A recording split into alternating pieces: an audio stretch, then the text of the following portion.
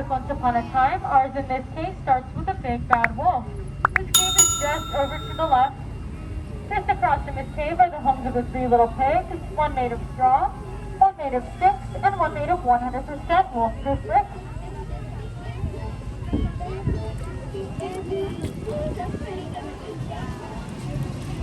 Now our story takes an unexpected turn, as to the left is the quaint English village home to Alice, where one golden afternoon she followed the white rabbit down the rabbit hole and fell down, down, down into Wonderland, where things only became curiouser and curiouser from there.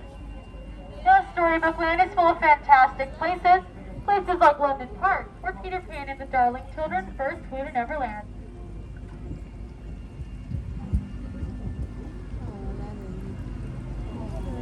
Now just ahead is Agrabah, city of mystery and enchantment, where a street rat named Aladdin first bumped into Princess Jasmine in the marketplace and stole her heart.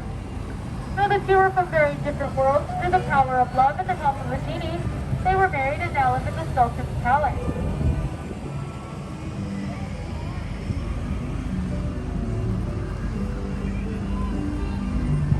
Now love really blooms here in Storybook Land, just like the small flowers on the arches above us. The same arches where Aladdin and Jasmine soared over, sideways, and under on a magic carpet ride to a whole new world.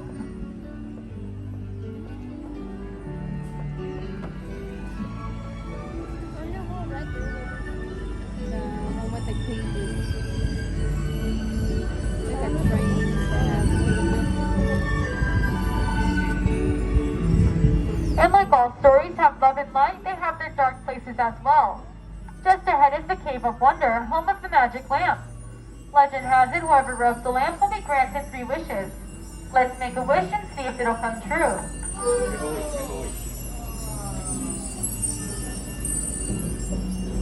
I made a wish. Now Snow White had wished for a safe place when she fled from the evil queen, and it led her to the cozy forest cottage on the right. It's the home of the 7 dwarfs. And Cinderella had wished to go to the ball, but when her evil stepmother forbid it, her fairy godmother granted her her wish. But because Cinderella didn't come home before midnight, her carriage turned into a pumpkin, and it still sits on the bridge today. Though magic has its limits, thankfully love does not. Now Cinderella and her prince live happily ever after.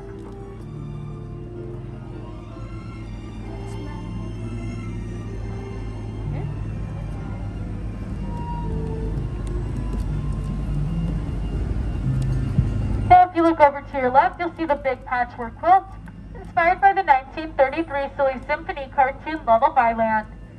All of the plants and trees here in Storybook Land are real, just like the plants on your left and the trees to your right. Thanks to Tinkerbell's magic, they'll never have to grow up either. That's just one reason why master storyteller Walt Disney loved this place so much. He still continues to inspire stories every day.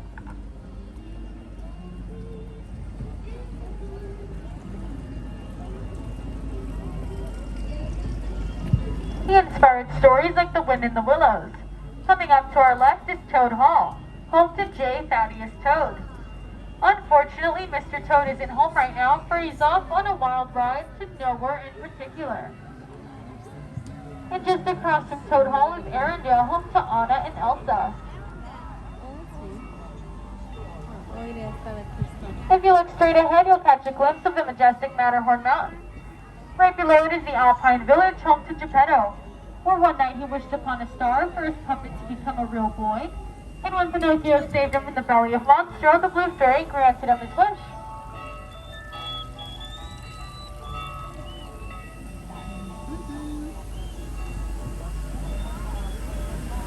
Now Geppetto's wish is like that of a little mermaid named Ariel, who followed her Prince Eric to the castle on the right. Hers the story that follows in the footsteps of her father, King Triton, who lives in Atlantica just over to the left.